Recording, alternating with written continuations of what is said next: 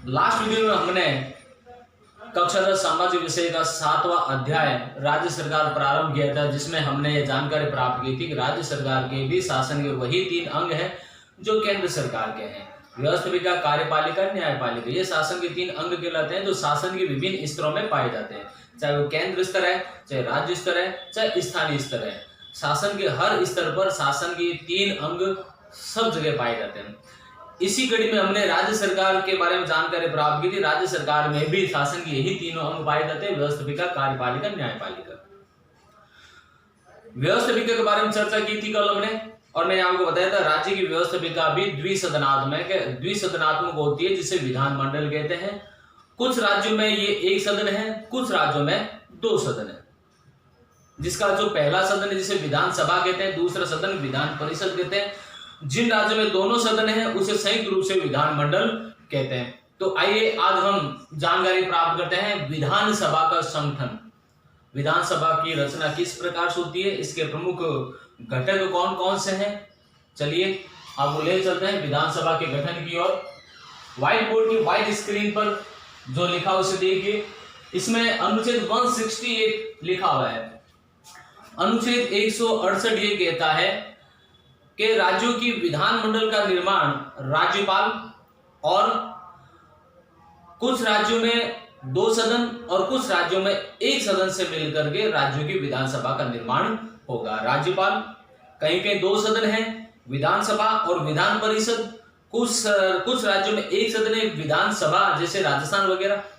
तो राज्यों की विधानमंडल का निर्माण राज्यपाल, विधानसभा, अगर किसी राज्य में 1 सदन है और किसी राज्य में 2 सदन है तो वहां की विधानमंडल द्वारा वहां की व्यवस्थापिका का निर्माण होगा। आर्टिकल 168 ये बात कहता है। अब विधानसभा का संगठन देखते हैं, स्ट्रक्चर। इसमें लिखा हुआ है, पहला पॉइंट है सदस्य संख्या।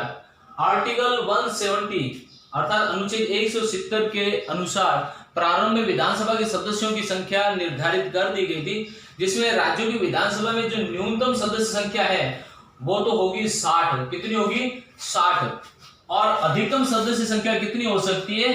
500 हो सकती है। इसके अलावा राज्यों के जो चुनावी क्षेत्र है वहां पर भौगोलिक आधार पर निर्वाचन क्षेत्र में विभाजित होगा। राज्यों के जो चुनावी क्षेत्र है वो भौगोलिक आधार पर अनेक निर्वाचन क्षेत्र में विभाजित होगा। और विधानसभा के जो प्रत्येक सदस्य है, विधायक है, वो कम से कम 75,000 जनसंख्या का प्रतिनिधित्व करेगा। जैसे जैसे जनसंख्या बढ़ती जाएगी वैसे वैसे विधानसभा के निर्वाचन क्षेत्रों में भी वृद्धि होती जाएगी।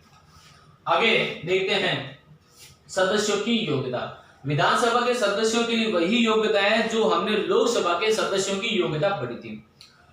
तो विधानसभा के सदस्य की योग्यता क्या है कि वह पहले तो भारत का नागरिक हो, दूसरी उसकी आयु कम से कम 25 वर्ष हो, तीसरा पागल, दिवालिया, कोढ़ी न हो, चौथा राज्य सरकार और केंद्र सरकार में किसी भी लाभ के पद पर आसीन न हो, अगला उस पर किसी प्रकार का आपराधिक मामला दर्ज न हो। ये उसकी विधानसभा सदस्यों के लिए न्यूनतम योग्यताएं हैं। ये योग्यताएं होनी जरूरी है। अगला है स्थान आरक्षित। विधानसभा में निर्वाचन क्षेत्र में अनुसूचित जातियों, जनजातियों और पिछड़े वर्ग के लिए स्थान आरक्षित कर रखा है।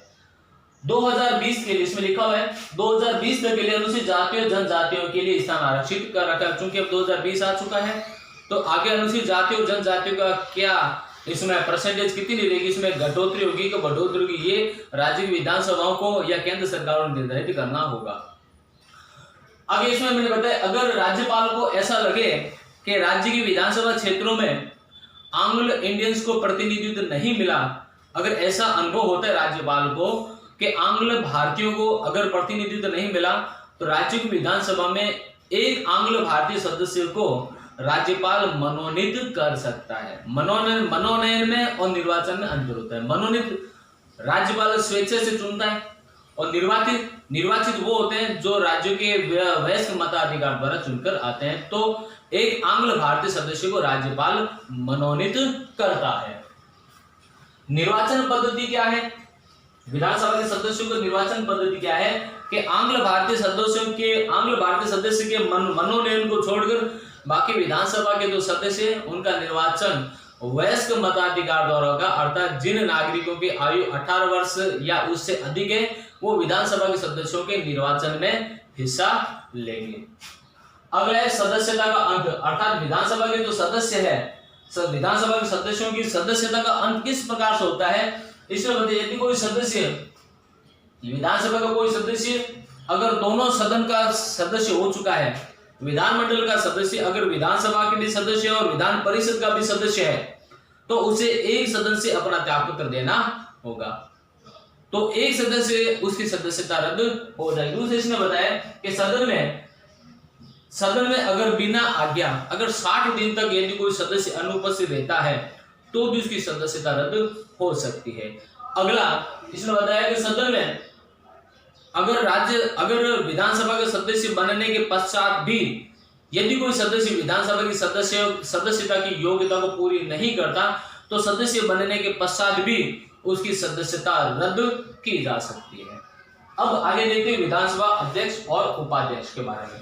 तो बच्चों, लोकसभा का अध्यक्ष और उपाध्यक्ष के बारे में हमने लास्ट वीडियो में पढ़ा था, तो उसी प्रकार से विधानसभा का अध्यक्ष और उपाध्यक्ष का चुनाव होता है। विधानसभा के सदस्य में से एक को अध्यक्ष और दूसरे को उपाध्यक्ष चुना जाता है। अध्यक्ष अपना त्यागपत्र उपाध्यक्ष को देता है और उपाध्यक्ष अपना त्यागपत्र अध्यक्ष को देता है। इनको पद से हटाने की क्रियाविधि क्या है? यदि लोकसभा विधानसभा अध्यक्ष को पद से हटाना है तो विधानसभा में उपस्थित सदस्यों द्वारा यह मत अगर बहुमत से पारित कर दिया जाता है और राज्यपाल की अनुमति के पश्चात विधानसभा अध्यक्ष का पद रिक्त हो जाता है और वह अपना त्यागपत्र विधानसभा उपाध्यक्ष को देता है। विधानसभा अध्यक्ष जो है वो किसी प्रकार की चुनावी विधि में हिस्सा नहीं लेता। विधानसभा में जो विधेयक प्रस्तुत किए जाते हैं उसमें हिस्सा नहीं लेता, लेकिन अगर किसी विधेयक पर बारंबार मत पड़े तो अपना निर्णायक मत भी दे सकता है। विधानसभा अध्यक्ष का कार्य क्या है? विधानसभा अध्यक्ष का वही कार्य जो लोकसभा अध्यक्ष है। विधानसभा अध्यक्ष सदन में शांति, अनुशासन और सदन की मर्यादा बनाए रखता है। सबसे पहला इंपॉर्टेंट काम कि विधानसभा अध्यक्ष विधानसभा अध्यक्ष सदन में शांति, अनुशासन और सदन की गरिमा को बनाए रखता है। सबसे पहली बात ये। दूसरी बात, विधानसभा अध्यक्ष सदन में सदस्यों को प्रश्न पूछने की, जैसे तारांकित प्रश्न है, अनुपूरक प्रश्न है, ठीक है ना, गैर तारांकित प्रश्न है, इन प्रश्नों को पूछने की अनुमति विधानसभा अध्यक्ष देता है। इसके अलावा विधानसभा अध्यक्ष सदन में विधेयक प्रस्तुत करवाता है। अगला, विधानसभा अध्यक्ष यह निर्धारित करता है कोई भी विधेयक धन विधेयक है या नहीं है। अगर कोई विधेयक धन विधेयक है तो विधानसभा अध्यक्ष राज्यपाल की अनुमति लेकर के सदन में धन विधेयक प्रस्तुत करवाता है, फिर उसके पश्चात उस विधेयक को दूसरे सदन में भेजा जाता है। अगर दूसरा सदन नहीं है तो डायरेक्ट विधानसभा से ही राज्यपाल के पास वो विधेयक भेजा जाता है। ठीक है, इस प्रकार से विधानसभा अध्यक्ष सदन की कार्रवाई का संचालन करता है। तो स्टूडेंट, आज हमने विधानसभा का गठन, इसके स्ट्रक्चर के बारे में पढ़ा है। आई थिंक आपको समझ में आया कि ये क्वेश्चन बहुत इंपॉर्टेंट है। ठीक है, इस प्रश्न को आप पूरा पढ़ें, पूरा वीडियो पूरा देखा करें। कुछ स्टूडेंट्स आधा वीडियो देखिए, कंप्लीट पूरा वीडियो देखिए। जिन बच्चों ने वीडियो देखा है वो यस सर के जरूर कमेंट करें। एक बार इसे स्क्रीनशॉट ले लीजिए। कल मिलते हैं नए टॉपिक के साथ। धन्यवाद।